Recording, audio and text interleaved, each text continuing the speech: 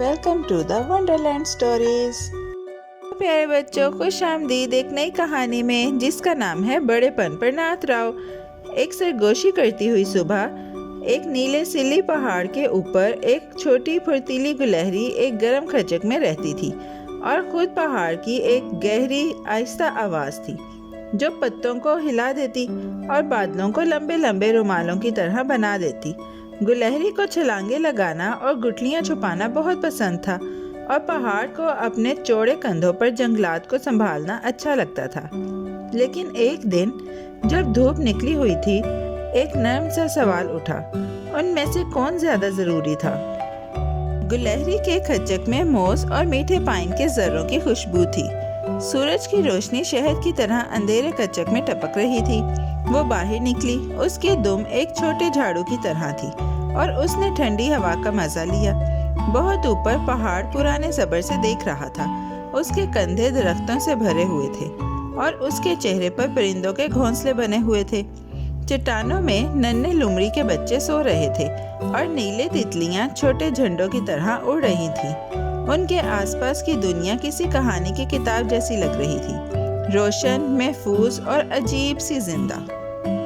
جب گلہری ایک ضدی گٹھلی کو اپنے پنجوں میں گھما رہی تھی، پہاڑ کی آواز ڈھلوان سے گونجی۔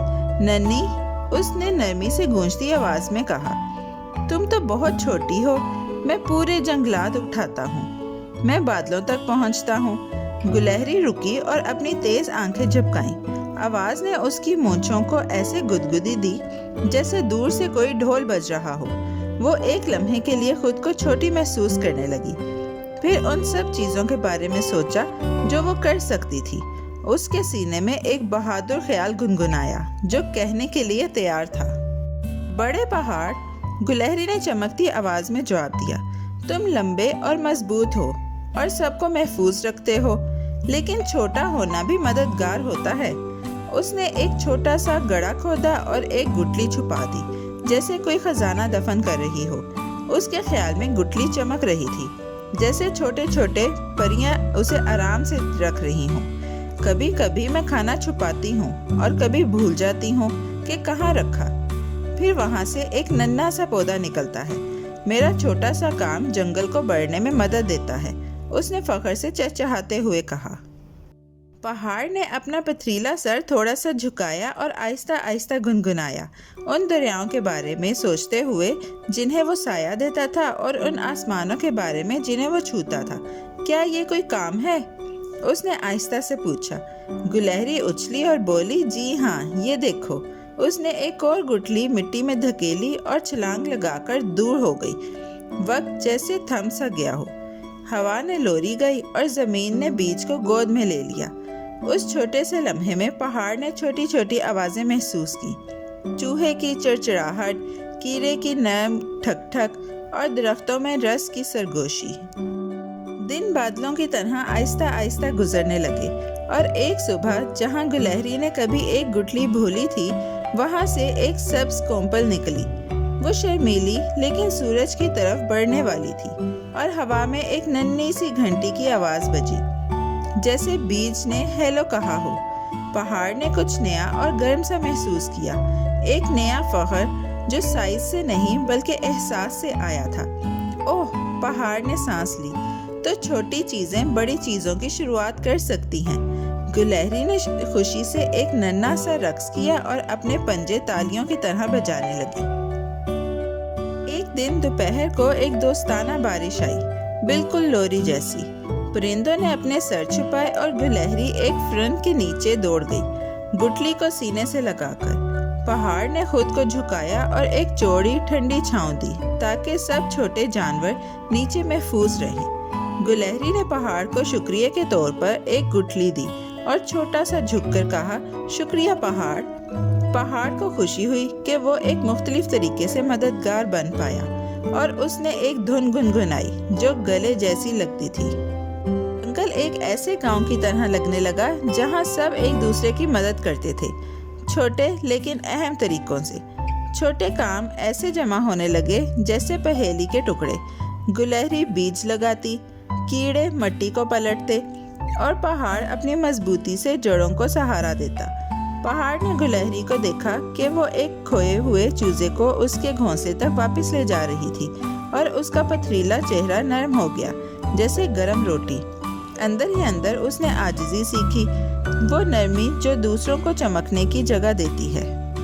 एक रोशन सुबह पहाड़ ने एक मज़े की बात की। उसने एक छोटा पत्थर लुढ़काया ताकि गुलहरी गुठली तोड़ सके। पत्थर भारी था और काम न आया, वो इतने नाजुक काम के लिए बहुत बड़ा था। गुलहरी ने नरमी से हंसते हुए कहा, कोई बात नहीं पहाड़, हर चीज़ हर हाथ में फिट नहीं बैठती। पहाड़ भी हंसा। एक गुलहरी गिड़गिड़ाहट से जो दरख्तों से के पत्तों को ताली बजाने पर मजबूर कर गई। दोनों ने समझा एक छोटी सी रोशन सच्चाई के साथ कि सबके पास अलग अलग खूबियाँ होती हैं और सबकी खूबियाँ अहम होती हैं। वक्त जंगल में एक आहिस्ता गीत की तरह बहता गया। जहाँ पर भूली हुई गुठलियाँ सोई थीं, वहाँ पौधे बड़े हो गए। परिंदों ने पहाड़ के ऊपर से नए रास्ते सीखे। लोमड़ी के बच्चे धूप में खेलने लगे। पहाड़ को फख्र महसूस हुआ, लेकिन अब वो खामोश था और गुलहरी को एक नए पुरसुकून अंदाज में फख्र था। जो लोग दरख्तों के नीचे से गुजरते कभी कभी एक नन्हा पौधा देखकर मुस्कुराते, कभी ना जान पाते कि किस छोटे पंजे या भूली हुई गुठली ने ये ख्वाब देखा था। दोस्ती उनके बीच हवा की एक रिबन की तरह बुन गई। सुबह के वक्त पहाड़ एक गहरा नींद का गीत गुनगुनाता और गुलहरी दरख्तों से नाचती हुई नीचे आती, जैसे कोई नरम सा सलाम करती हो।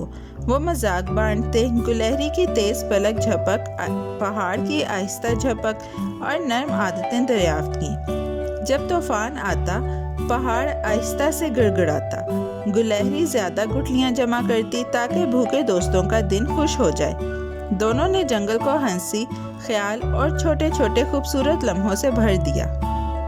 इस छोटी सी कहानी के सुनहरी इख्तिताम पर पहाड़ और गुलहरी एक साथ खड़े थे। दोनों अपने अपने अंदाज में मुस्कुरा रहे थे, एक पुराने पत्थर की मुस्कुराहट से, एक तेज फड़फड़ाती धुन के साथ। वो सीख चुके थे कि बड़ा और छोटा बेहतर या बदतर नहीं होता, बस अलग होता है और दोनों की ज़रूरत होती है। जंगल मजबूत हुआ क्योंकि सब ने मदद की। प्यारे बच्चों, कैसी लगी आपको ये कहानी? ऐसी ही मज़ेदार कहानियाँ सुनने के लिए हमारे चैनल को लाइक, सब्सक्राइब और शेयर करना मत भूलिएगा। Bye bye.